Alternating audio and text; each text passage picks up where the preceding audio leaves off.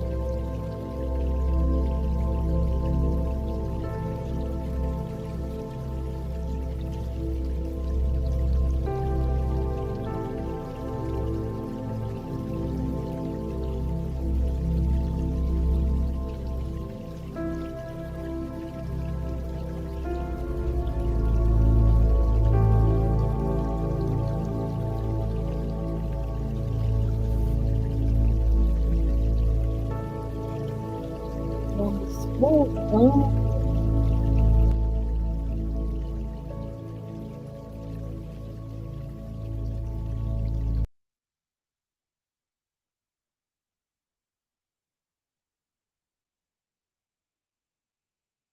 Vamos voltando. Devagar.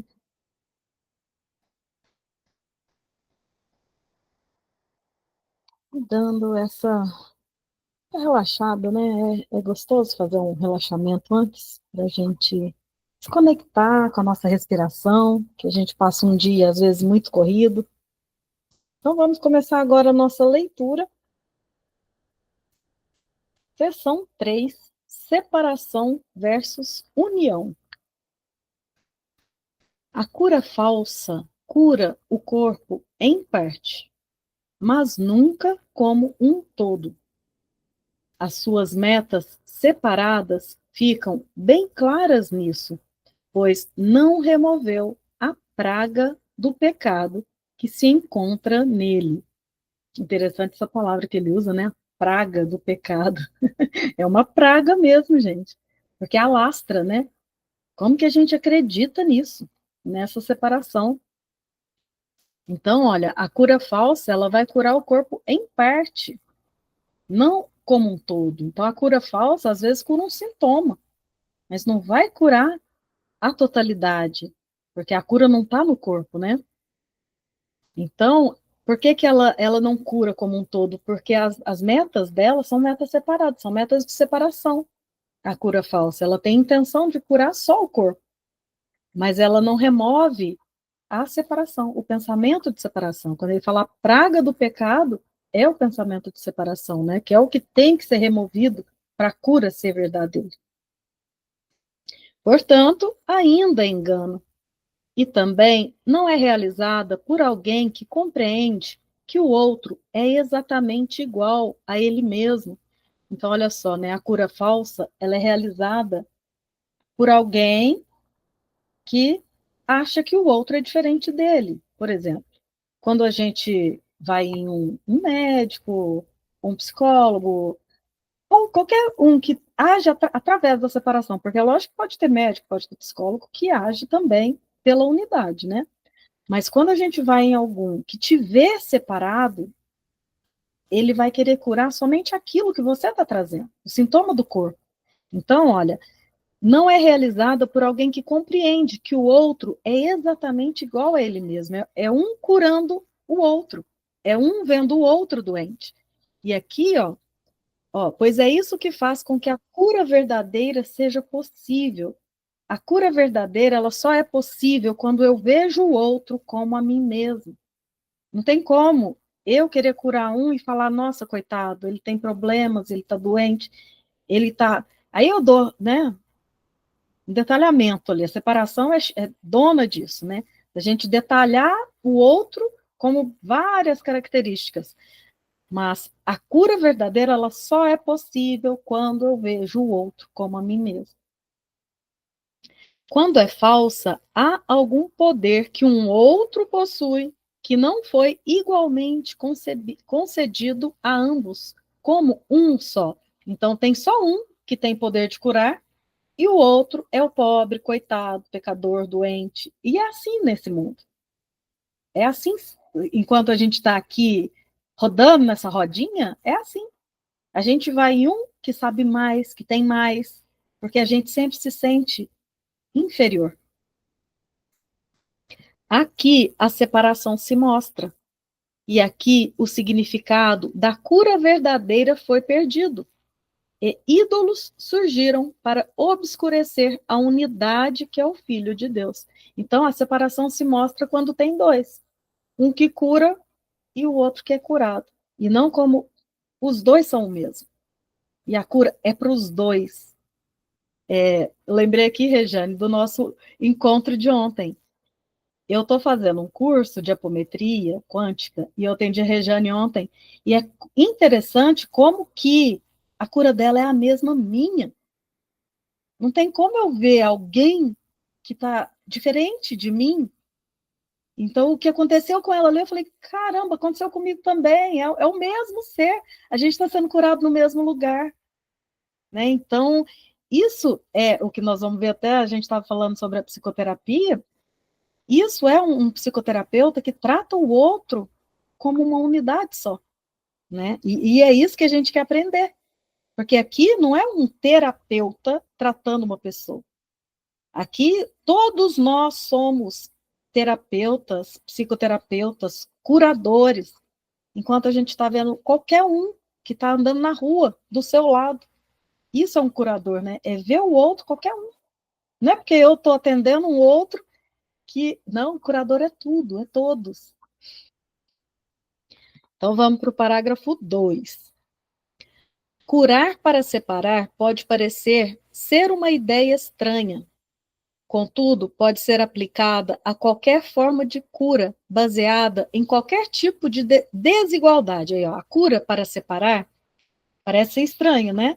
Mas quando a cura é feita com qualquer tipo de desigualdade, é chamado curar para separar.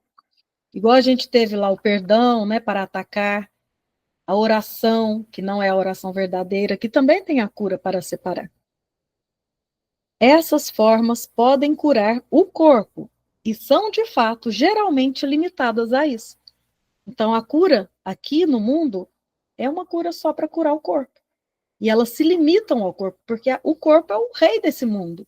É só isso que quando a gente vai no médico, a gente vai porque a gente quer curar o corpo. Mas é só. Ali você não faz uma cura completa, né? Você quer só o corpo. Essas formas podem curar o corpo e são, de fato, geralmente limitadas a isso. Alguém sabe mais, foi mais treinado, ou talvez seja mais talentoso e sábio. Assim sendo, pode propiciar a cura de alguém que está abaixo dele e merece a sua condescendência. Então, é o que a gente falou lá atrás: é sempre um melhor que vai atender um pior. Sempre tem dualidade aqui na separação. A cura do corpo pode vir através disso, porque em sonhos a igualdade não pode ser permanente. O sonho é feito de trocas e mudanças.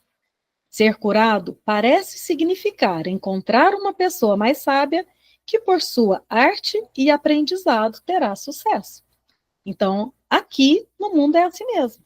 E é assim que a gente aprendeu e é assim que vai continuar sendo. Né? É onde um cura o outro porque ele é melhor, porque ele estudou mais, ele sabe. É aqui. Aqui foi o normal que nós aprendemos, foi isso. E é interessante aqui, né, que quando Jesus veio aqui nesse mundo, ele curou. E muitas pessoas viam ele assim, né, porque ele era o maior, ele era o melhor. E as pessoas iam a ele porque elas queriam só curar seu corpo. Muitos daqueles ali nunca mais voltaram para escutar o que Jesus tinha para falar, porque na verdade a intenção dele não era, eu acho que o poder dele era tanto, a certeza dele na unidade era tanta, que ele curava muitas vezes só da pessoa tocar nele, né? A fé da pessoa nele também era tanta, que a cura dele era espontânea. E ali, eu tenho certeza ali que Jesus ele fazia aquilo, porque naquele tempo precisou fazer aquilo, mas que a intenção dele ia além disso, ia além do corpo. Não estava só em curar o corpo. Naquela época foi preciso. Mas poucos voltaram para escutar o que ele quis dizer, né? O que ele queria falar. Poucos voltaram para curar a mente. A maioria ficou só no nível superficial, que é o mesmo nível aqui desse mundo. Né? Parágrafo 3. Algum outro sabe mais. Essa é a frase mágica, da qual o corpo parece ser o objetivo da cura, tal como o mundo a concebe. E a esse mais sábio, um outro vai se consultar, para tirar proveito do seu aprendizado e da sua maestria, para encontrar nele o remédio para a dor. Você vê que aqui no mundo é sempre assim. Sempre nós vamos atrás da parte física, só. E a gente não vai para a cura da mente, que é o principal, que é a causa. A gente vai já aqui para a parte de baixo, né? De dentro do sonho.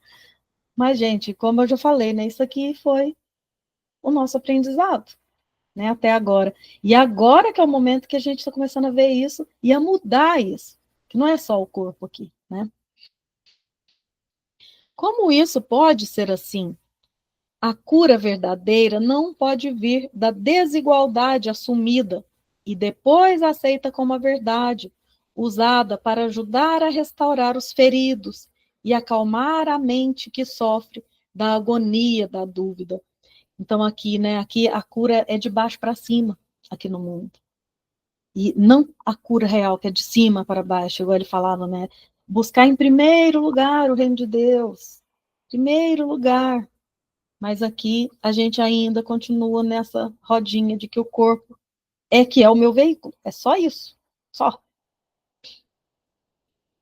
Parágrafo 4. Neste caso, existe um papel na cura que alguém possa desempenhar para oferecer ajuda a um outro. Ah, aqui ele está perguntando. Nesse caso, existe um papel na cura que alguém possa desempenhar para oferecer ajuda a um outro? Em arrogância, a resposta tem que ser não, mas em humildade de fato, há lugar para ajudantes. Agora ele vai falar sobre a humildade. O seu papel é igual ao papel que ajuda na oração e deixa que o perdão seja o que deve ser. Tu não fazes de ti mesmo o portador da dádiva especial que faz a cura, que traz a cura. Apenas reconhece a tua unicidade com aquele que pede ajuda. Então vamos voltar aqui, que esse aqui é a parte que a gente falou lá atrás e agora ele está voltando aqui. Que a gente não cura em arrogância.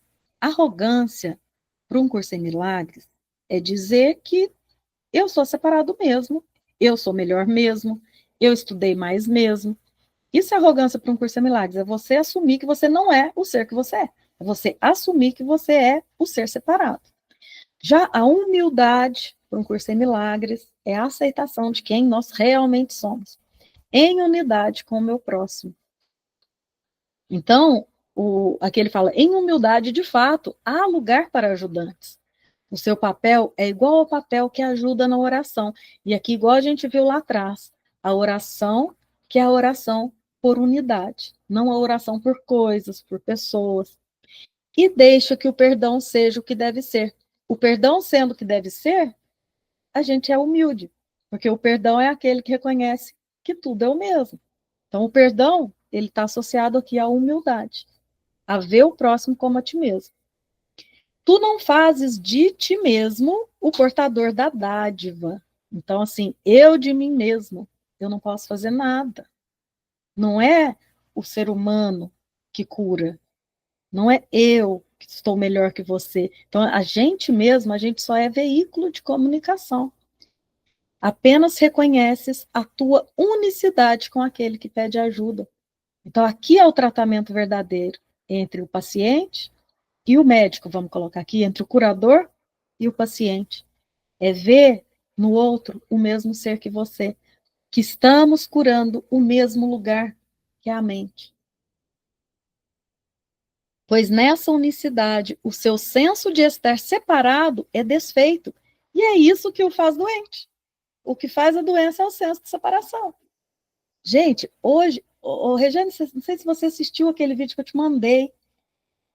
Hoje eu vi um vídeo do Bashar que fez assim, olha, tá falando exatamente isso daqui, ó. E eu vi como que Jesus curava assim, igual falou no vídeo. O vídeo ele fala sobre realidades paralelas, né? Que a gente opta por essa realidade. E ele traz o passado. Então, assim, no passado, por exemplo, eu estava doente. Eu tenho uma doença aqui que vem há muito tempo comigo. E aí ele fala que quando há essa cura espontânea, assim como havia, como Jesus fazia, Jesus curava a pessoa sair andando, né? Ele estava no chão sem poder andar, levantava e saía andando. Como que ele fez isso? E hoje no vídeo que a gente assistiu, ele falou exatamente isso. Ele simplesmente escolheu uma realidade, mesmo no passado, onde nunca existiu a doença. Isso é a visão da unidade. Você saber na mente que nunca houve doença. E assim você muda até o passado, o que a gente chama de passado aqui. Na verdade, ele só escolheu uma realidade onde nunca houve a doença naquela pessoa. Então a pessoa levantou e andou, porque ela nunca teve doente. Então o que que faz a doença? A separação, você acreditar que você realmente é isso daqui, que tem aquele tanto de problema, que vem carregando por uma vida, e a gente vai reforçando essa ideia no único instante que existe, que é esse. Então eu reforço, eu reforço. E é esse reforço que faz com que isso fique real a todo tempo. Não é o passado. O passado nem existe, só existe um instante. Gente, isso, entender isso, compreender isso, né? E além do cérebro nosso aqui que acha que entende alguma coisa, é libertador. Então, olha, nessa unicidade, seu senso de estar separado é desfeito. E é isso que o faz doente. Não há sentido em dar um remédio à parte do lugar onde está a fonte da doença. Então, não tem sentido de te dar um remédio físico. Pode curar, porque aqui a gente costumou acreditar isso. A nossa crença nos diz isso. Então, você toma um remédio, vai curar. Porque é a crença na crença. É a crença na mágica. E, pois assim, ela jamais pode ser verdadeiramente curada. Então, você vai remediar aqui, você vai curar o sintoma físico, mas você não cura jamais o local de onde veio a doença, que é a mente que alucinou com isso daqui, né? E repete, né? Repete, cada instante vai repetindo, repetindo, repetindo. Parágrafo 5. Curadores existem, pois são os filhos de Deus que reconheceram a sua fonte. Olha só, curadores. Então, curadores não é só aquele que trabalha com cura, terapeuta, médico. Não. Curadores são aqueles filhos que reconheceram a sua fonte e compreenderam que tudo que a sua fonte cria é um com eles. Então, você pode sair na rua, olhando para o seu irmão e vendo, nossa, tudo é um só. Tudo. Isso é um curador já, não precisa estar num consultório. Qualquer lugar que você for, você é um curador. Esse é o remédio que traz um alívio que não pode falhar. Então, esse remédio, gente, não tem falha, porque ele não vai no físico, ele vai na mente, ele cura na mente. Ele olha para o irmão e não vê mais irmão. Isso é fantástico, né? Isso daqui. A cura verdadeira, a cura real, ela é fantástica. Ele permanecerá para abençoar por toda a eternidade. Ele não cura em parte, mas integralmente para sempre. A cura da mente, ela é eterna. Uma vez curada, eternamente curada. Uma vez que você não acredita mais nessa ilusão, acabou. Agora, a causa de todas as enfermidades foi revelada exatamente como é. A causa das enfermidades é a separação. É eu reencenar isso o tempo todo. E isso eu vou chamando de passado, futuro. E nesse lugar, agora, está escrito o Verbo Santo de Deus. A doença e a separação têm que ser curadas pelo amor e pela união. Amor é totalidade, né, gente? Então, é unidade. Então, a doença e separação é a mesma coisa. E tem que ser curadas pelo amor e pela união. Amor e união é a mesma coisa. Nada mais pode curar, assim como Deus determinou que fosse a cura. Sem ele, não há cura, pois não há amor. Sem Deus, não há cura. Sem o que é Deus? A unidade completa entre tudo e todos o tempo todo. Né? É um símbolo aqui para toda essa totalidade. Sem ele não há cura, porque não há amor. E se não há amor, não há unidade, não há totalidade. Tudo a mesma coisa. Que tudo a mesma coisa. Cura, amor, unidade, totalidade, Deus. É tudo a mesma coisa. A gente está falando, falando, falando, falando e falando a mesma coisa. Parágrafo 6. Só a voz de Deus pode te dizer como curar. A voz de Deus, gente, aqui é a representação que a gente chama de Espírito Santo, né, que é um símbolo, para essa voz que nos relembra de quem nós somos na mente. Então, só essa voz, que é a sua mente, que relembra isso, que pode te dizer como curar. A gente mesmo não pode fazer nada, não pode, eu não posso fazer nada com o outro ali, porque não vai sair nada de mim. O que sai de mim, do físico, daqui a pouco vira outra coisa. O físico não cura, a mente cura, né?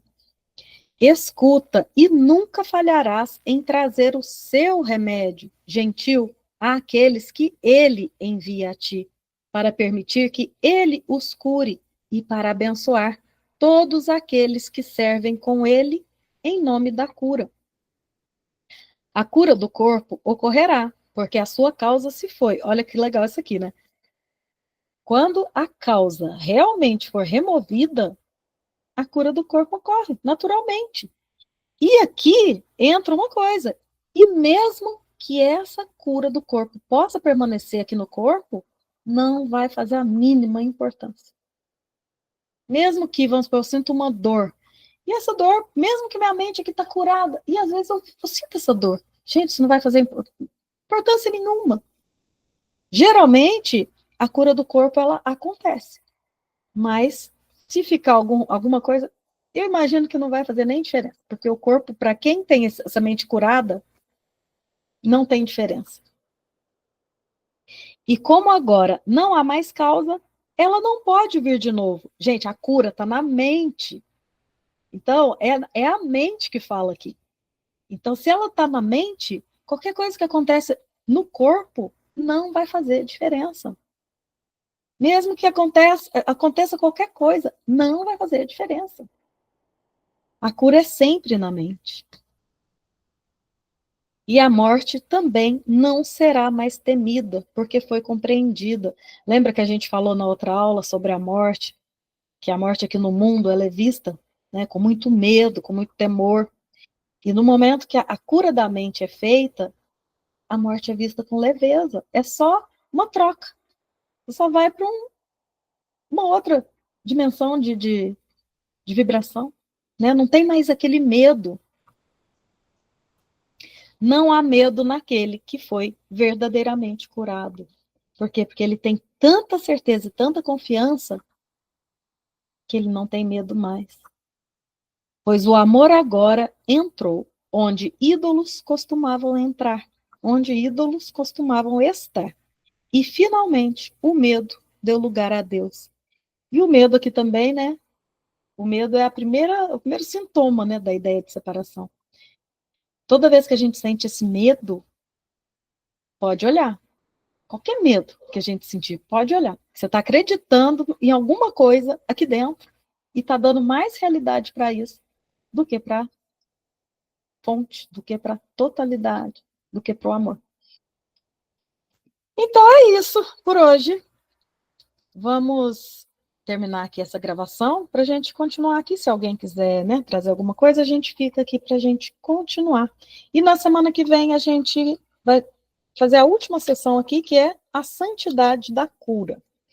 Um beijo para todos e fiquem aí quem estiver aqui na sala.